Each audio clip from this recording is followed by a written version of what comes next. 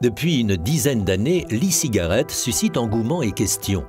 En 2016, une nouvelle législation a vu le jour en ce qui concerne la vente d'e-cigarettes en Belgique. L'occasion de faire le point sur les conséquences pour la santé de ce nouvel objet de consommation et sur son utilité au niveau de l'arrêt tabagique.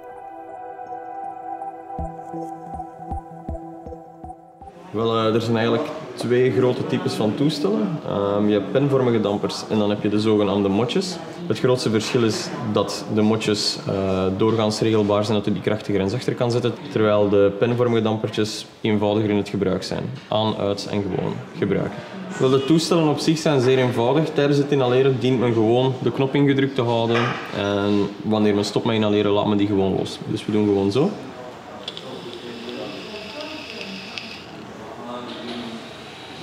Voor beginnende dampers raden wij meestal aan, vreemd genoeg, om een beetje weg te blijven van de tabaksmaken. Dan maakt het contrast een beetje groter met de sigaret. En als je iets hebt van smaak dat je lekker vindt, dan ga je meer gemotiveerd zijn om dat toestel te gebruiken. Er zijn zoveel smaken als u het maar kan bedenken. Dat gaat van fruitsmaken tot koffiesmaken tot snoeperige smaken. Gelden voor e-sigaretten dezelfde regels als voor andere tabaksproducten? Omdat de e-sigaret eigenlijk een alternatief is voor de tabaksproducten, gelden ook dezelfde regels. Het mag niet gebruikt worden in een publieke ruimte, er mag geen reclame gemaakt worden, geen verkoop via internet en mag ook geen gebruik zijn bij jongeren jonger dan 16 jaar. En zijn er speciale regels voor de e-sigaretten die nicotine bevatten? Natuurlijk zijn er regels voor wat betreft de inhoud en de veiligheid van de e-sigaret. Ook de nicotinedosis moet beperkt zijn. Dat wordt allemaal gecontroleerd en men kan ervan op aan dat de e-sigaretten die in ons land te koop zijn ook veilig zijn. La cigarette électronique est certainement moins nocive que la cigarette classique et que toutes les formes classiques de consommation du tabac.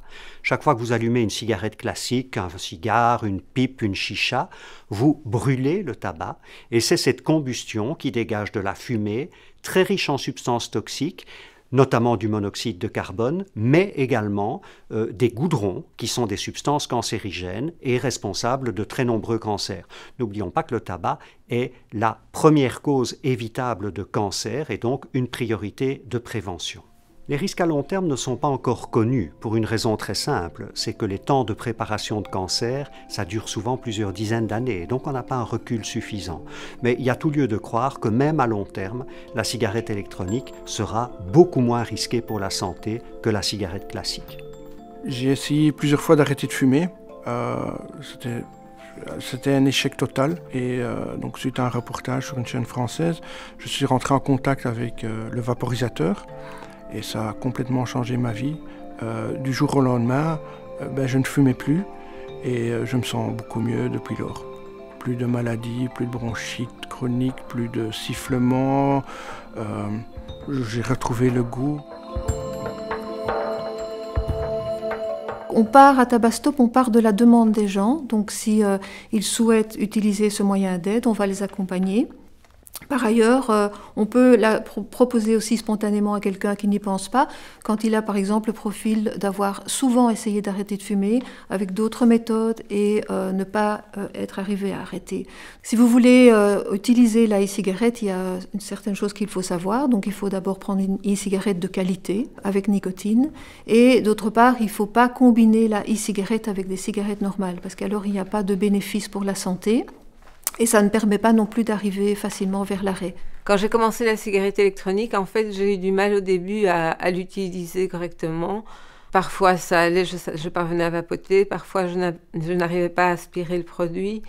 Et c'est seulement maintenant, je pense, au bout de quelques mois, que je l'utilise correctement. Quand je repense à la cigarette, ça me donnait beaucoup de symptômes. J'étais vite essoufflée, j'avais des sécrétions, beaucoup de sécrétions, je toussais. Je sentais mauvais, je sentais tout le temps la cigarette, le tabac froid.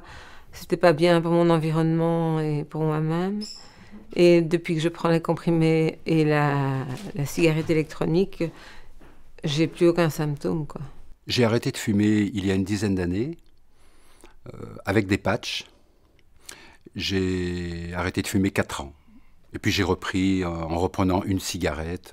Concernant la e-cigarette, je ne voudrais pas donner des conseils car moi-même, je n'ai pas vraiment confiance. Ça me faisait tousser, ça me piquait la gorge et ça me provoquait même un peu d'asthme. Par contre, si je peux conseiller le patch, je le conseillerais puisque pour moi ça a marché. J'ai quand même arrêté de fumer pendant 4 ans.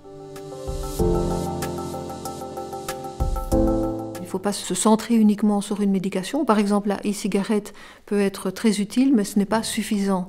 Ce n'est pas une méthode miracle. Ce n'est pas une question de volonté, comme on le dit si souvent, c'est une dépendance. Donc il faut vraiment pouvoir être accompagné, pouvoir avoir les bons moyens d'aide, ne pas se sentir seul face à cet arrêt, et donc travailler aussi les risques de rechute. Et à ce moment-là, tout le monde est capable d'arrêter de fumer. Pour arrêter de fumer, il est très important d'être accompagné par un tabacologue. Je peux vous conseiller le Tabac Stop. Ça, c'est le numéro gratuit. Et une brochure avec les conseils. Si les risques à long terme de l'e-cigarette restent inconnus à ce jour, de nombreux scientifiques s'accordent à dire que l'e-cigarette est moins nocive que la cigarette classique. Cependant, rappelons que les personnes n'ayant jamais fumé, dont les jeunes, doivent absolument éviter d'utiliser l'e-cigarette afin de ne pas entrer dans la dépendance à la nicotine.